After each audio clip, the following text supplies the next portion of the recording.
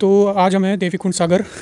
और जो पीछे अभी थोड़ी देर पहले जो देखी थी पिछले वीडियोज़ में, वो जो लाल पत्थरों से बनी हुई छतरियाँ थी, और ये अभी सामने जो देख रहे हैं ये जो मार्बल से बनी हुई है। और ये मार्बल जो यहाँ पे लगा हुआ है, कहते हैं कि ये मार्बल के लिए प्रसिद्ध स्थान है नागौर का मकराना, वहाँ से मार्बल लाया जाता था और छतरियाँ बनती थी। ठीक है, अब देखो जैसे पत्थर में नक्काशी करी गई ना, उसी तरह देखो यहाँ पे देखो एकदम बहुत ही बारीकी से किया गया ये कार्य। ठीक है, और अंदर भी कुछ पेंटिंग्स बनाई होगी जो अभी तो उतनी क्लियर नहीं दिख रही है। और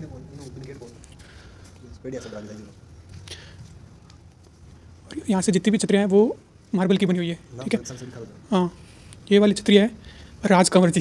ठीक है, और उनका स्वर्गवास के बारे में बता रखा है 6 दिसंबर 1852। ठीक है, और इनके अलावा ये छतरी है लक्ष्मी सिंह जी की, और इनके पिताजी का नाम था सूरत सिंह जी।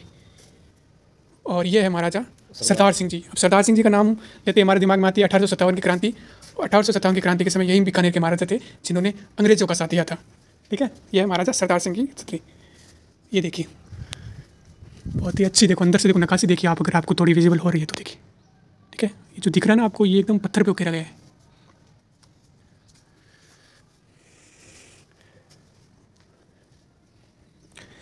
बीकानेर में, जैसा कि बीकानेर के इतिहास में पढ़ा जाता है कि बीकानेर की स्थापना राव बीका ने की थी। और राव बीका, और इनके पीछे की इतिहास ये है कि उनके पिता ने उनको कह दिया कि उनके कहानियाँ 2-3 इनके पीछे कहानियाँ हैं।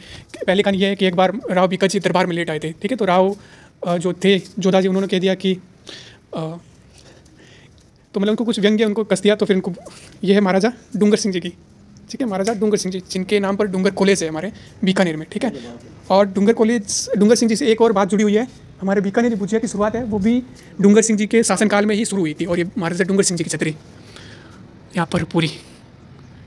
ठीक है, इधर की नक्काशी देखिए आप, और कुछ नहीं। पहले के ज़माने में हाँ थोड़ा मार्बल तो अब टाइम के साथ होता ही है। ठीक है, एक बार और बता देते हैं महाराजा डूंगर सिंह जी की, और इनके पिता का नाम था लाल सिंह जी, और इनका जन्म कब हुआ और इनका स्वर्गवास कब हुआ, उनके बारे में।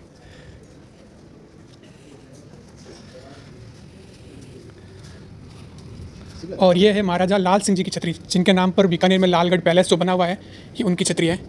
ठीक है, उनके जन्म के बारे में तो यहाँ पर नहीं लिखा है, लेकिन उनका स्वर्गवास है, उनकी डेट यहाँ पर लिखी गई है, महाराजा लाल सिंह जी की छतरी।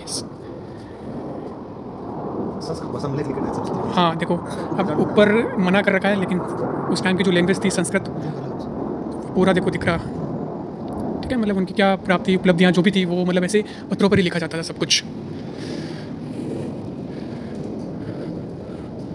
और ये है महाराजा गंगा सिंह जी, जिनको आधुनिक भारत का भगीरथ कहा जाता है। ठीक है, और आधुनिक बीकानेर का निर्माता। ठीक है, बहुत कुछ उपलब्धियाँ इनकी, मतलब बहुत कुछ इन्होंने काम किया है। अब देखो इनके बारे में, यानी कि इनके पिताजी का नाम तो लाल सिंह जी था, लेकिन ये दत्तक पुत्र थे महाराजा डूंगर सिंह जी के। ठीक है, यानी कि इनको गोद लिया था डूंगर सिंह जी ने, और इनका स्वर्गवास हुआ था 1943 में। और जहाँ तक पता है बम्बई में इनका स्वर्गवास हुआ था उस टाइम। ठीक है, और फिर महाराजा गंगा सिंह जी के बाद में इनके पुत्र थे सादुल सिंह जी, वो महाराजा बने थे बीकानेर का। और उस समय हमारा देश आज़ाद हुआ था 1949 में। ठीक है, अच्छा, ये लाल सिंह जी की धर्मपत्नी थी, उनकी ये है मेहताब कुंवर जी, उनकी छतरी। ठीक है,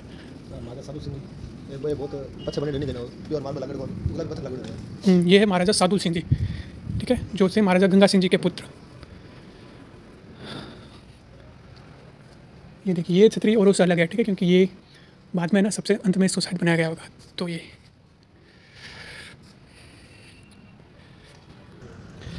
और ये छतरी है महाराजा तो नहीं है, विजय सिंह जी, जिनके नाम पर हमारे बीकानेर में जो PBM हॉस्पिटल है, जिसको Prince Vijay Singh memorial hospital उसकी फुल फॉर्म है, उनकी ये छतरी है, जो महाराजा गंगा सिंह जी के पुत्र थे।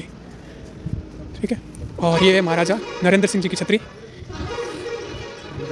हाँ, ये 2003 में ये लाल पत्थरों से बनी हुई है।